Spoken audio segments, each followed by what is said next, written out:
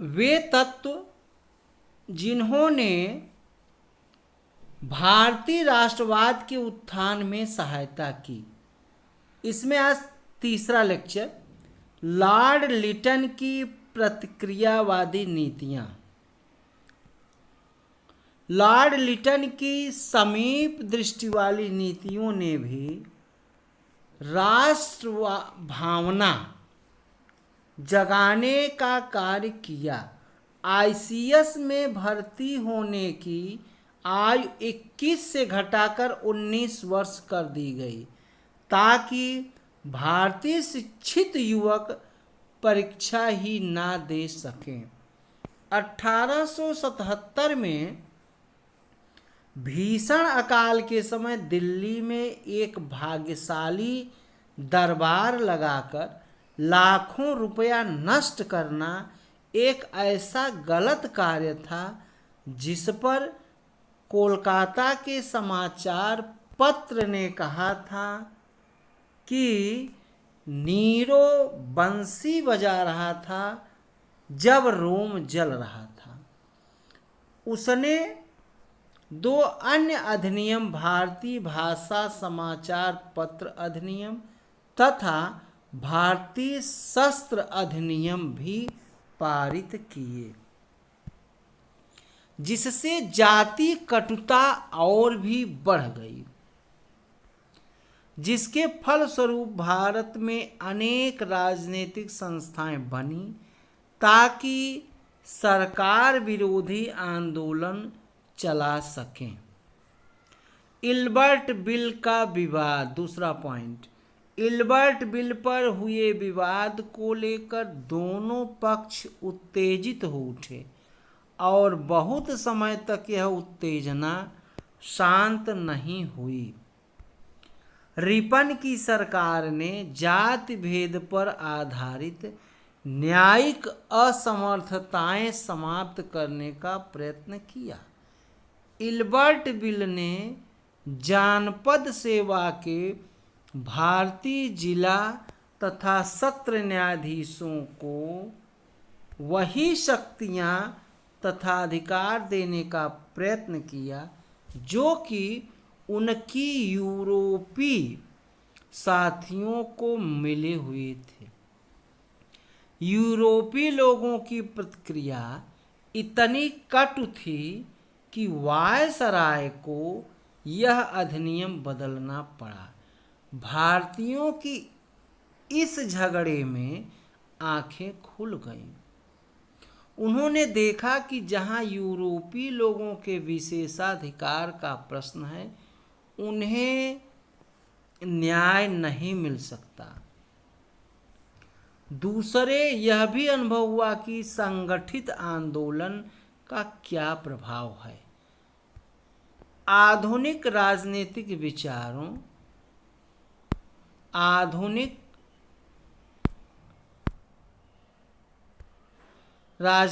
विचारों तथा राजनीतिक संघों का प्रसार।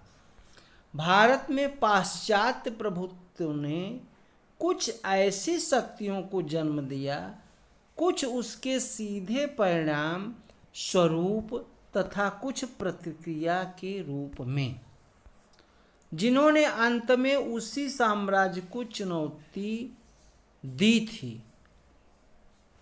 1833 में लॉर्ड मैकाले ने स्वयं हाउस ऑफ लॉर्ड में कहा था कि यह भी संभव है कि भारतीय लोक विचार हमारे शिक्षा प्रणाली के अधीन इतना विकसित हो जाए कि वह उस प्रणाली की सीमाओं से अधिक आगे बढ़ जाए।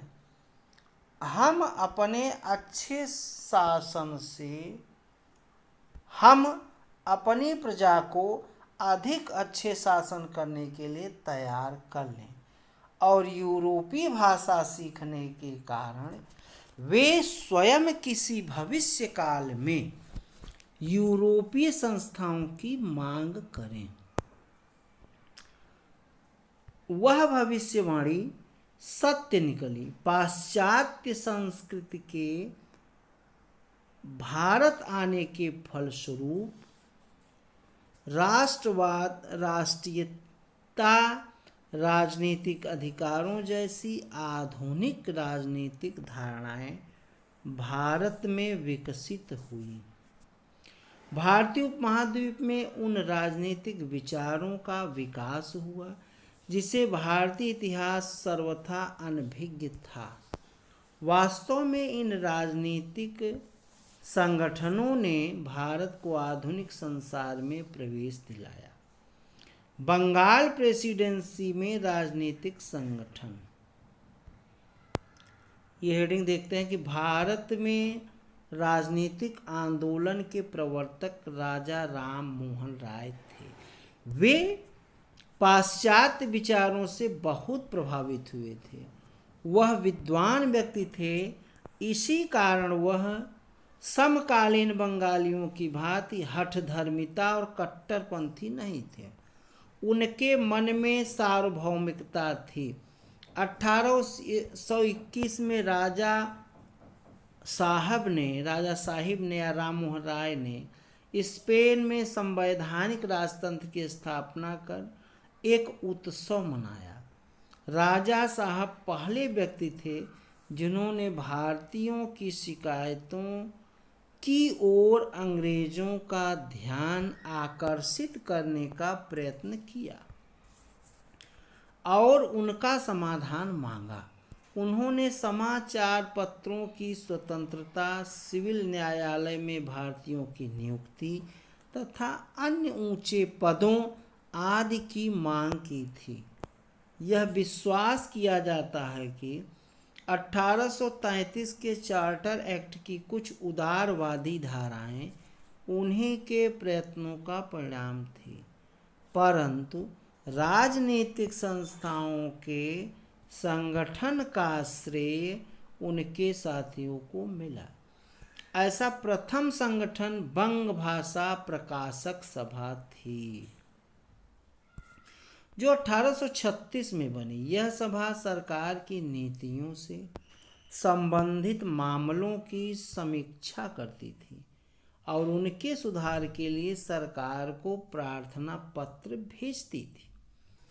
1833 में एक जमींदारी संगठन, जिससे लोग प्रायः भूमि पतियों की सभा भी कहते थे, बनाई गई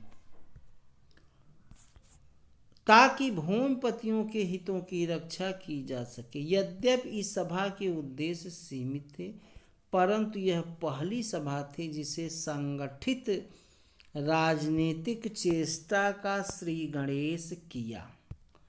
कोलकाता की यह भूमिपतियों की सभा इंग्लैंड की एडम्स द्वारा स्थापित की गई। ब्रिटिश इंडिया सोसाइटी से भी सहयोग करती थी।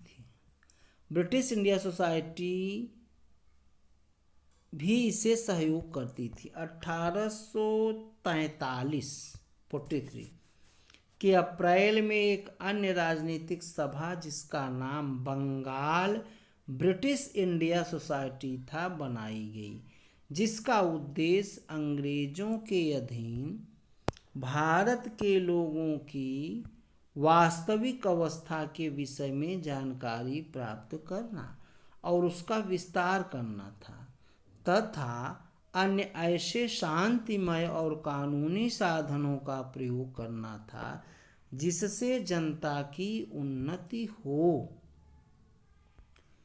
परंतु यह दोनों ही संस्थाएं, लैंड होल्डर समिति और बंगाल ब्रिटिश इंडिया सोसाइटी, उन्नति नहीं कर सकी और अंत में 28 अक्टूबर 1851 को इन्हें मिलाकर एक ब्रिटिश इंडियन एसोसिएशन बना दिया गया। वस्तुतः इस सभा में भूमिपति ही मुखिया थे और यह उन्हीं के हितों के लिए थी, परंतु इस संस्था ने एक उदारवादी प्रयत्न